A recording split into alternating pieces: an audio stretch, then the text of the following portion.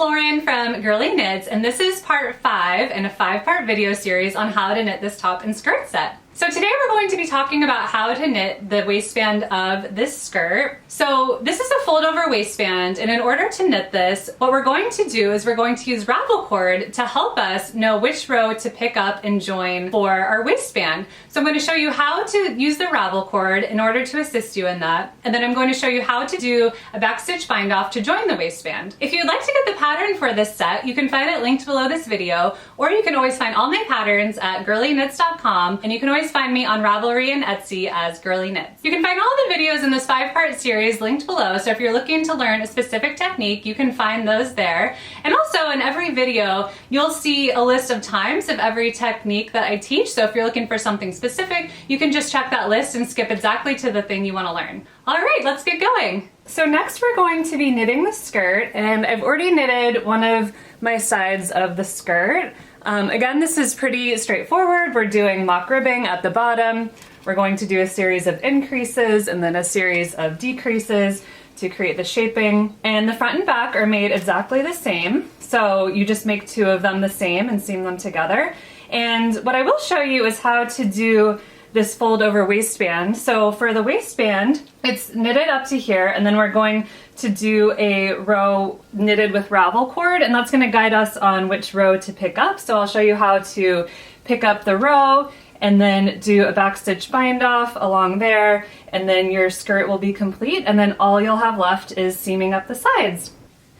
All right, so we've just reached row 90, which is the main portion of our skirt, and we're ready to start the waistband. So to start the waistband, we're going to go 2.5 tension dials down from our main tension. So I was working with 5.5, so for me that is going to be T3.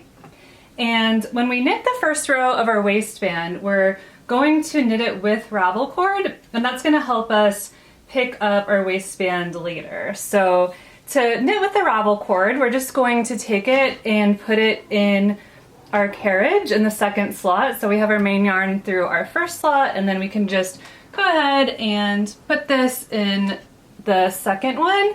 And then we're just going to take it across our carriage so that they're knitting together.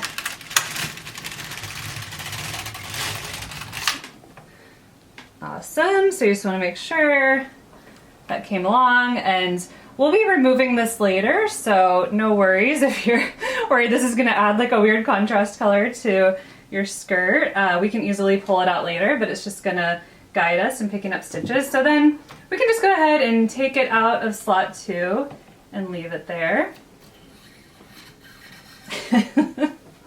As he wants to join again. Okay. So now that we have that there, we can just go ahead and continue knitting our waistband. We're going to be knitting to row 139.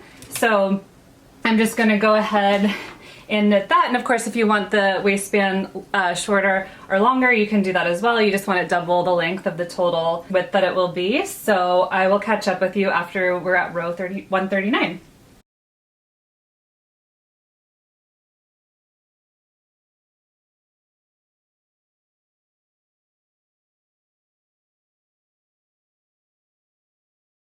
Alright, so I have just reached row 139 and I'm ready to pick up and join my waistband. So we're just going to remove our weights and then grab our 3-prong transfer tool. So now you should be able to see this row that is along where the ravel cord is. So we're going to be picking up the purl bumps that are facing upwards. So you'll see one that's coming down at the top, and then one that is like a rainbow that's at the bottom. So we're going to be picking up that row. And so we're just going to go ahead and start. There's like one last little nub at the end. You can ignore him, and that will be our selvage stitch. And then we can just pick up these 3 right here. And then we're going to skip the very first needle, because again, that's our selvage stitch. And then we're just going to hang those 3, and we're going to place them in the hooks. So don't push them back, because we're going to be joining this with our knitting as we did with our 3-needle bind off. So we're just going to keep going along. We can pick up 3 at a time, placing them in the hooks. And I just wanted to give a shout out to Zori. She is Fiber Fiend Zori on Ravelry and Fiber Fiend on Instagram. She's the one who told me about this technique. She actually posted a photo, an explanation of what she did when she was making my pants pattern, because she was having a hard time identifying the pickup row for that pattern. So with my shorts and pants, we do the same technique where we join the waistband like this. So if you want to do this knitting those, that would probably help. Another way you can do this, how I initially did it, was you want to pick up like the last kind of like loose row, because you'll notice that the waistband is knit at a tighter tension, so you can see where it goes from loose to tight. So you're just picking up that last loose row, but I was actually having a hard time identifying it with this yarn because it was just a little harder to see, and I was like, I need to do something. I think I'm gonna try Zori's technique. So thank you, Zori, for your helpful advice, and her projects are so much fun. You should go check them out. And just as a side note, I love seeing your guys' projects. So if you make something from any of my patterns, I would love, love, love if you shared them on Ravelry or if you tag me on Instagram. This is why I do what I do. I just like love seeing what you guys make. So we're just gonna continue on. This makes it so much easier, the ravel cord. And then as you get to the end, we're just gonna pick up these last two, and then again, you'll have an empty needle on the end. All right, so that looks good. And then, so our next step is to move these needles back to C position, which is going to make it easier when we do our join. So we're just gonna move those back as far as we can. And then one by one, we're going to pull them through.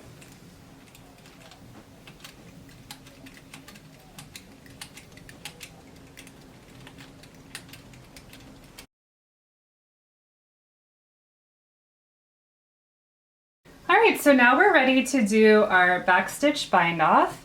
And to do that, we just want to break our yarn and leave 3 times the width of our knitting, plus a little extra, so we'll just cut that right there. So then we're going to grab our tapestry needle and thread this tail in. And for this very first stitch, we're just going to go through it from front to back.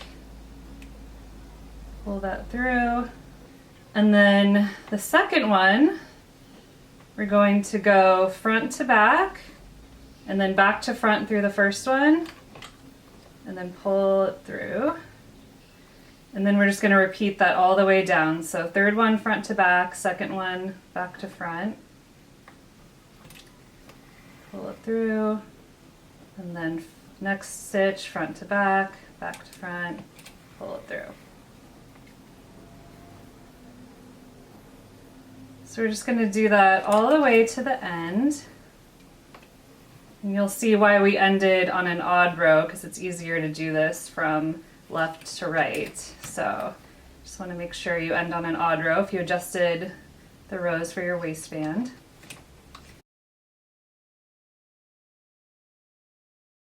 All right, so I'm just nearing my end here. Going through these last few stitches. For the last one, you just want to go through the last one, second to last one, and you're good. I had just enough yarn. Okay, so that is that. And now we can just pull our yarn off the machine. And this bind off is great because it is super stretchy. So as you can see, it just like stretches, so you can fit it on over your hips, which is really great. So now we can take out our ravel cord, and we want to pull from the longer end, so we have less to pull out. This is the shorter end here. So just going to pull that.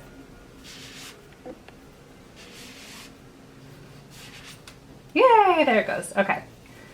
So awesome. So got our ravel cord out, that worked out well. And then the last thing for the skirt is you'll just be seaming it together. So we'll start with our right sides together. We're gonna start at the inside of the mock ribbing, seam all the way out to the outside of the skirt, and then we'll come back at the waistband and seam to the inside of the waistband, and then you'll just have some ends to weave in, and that is it.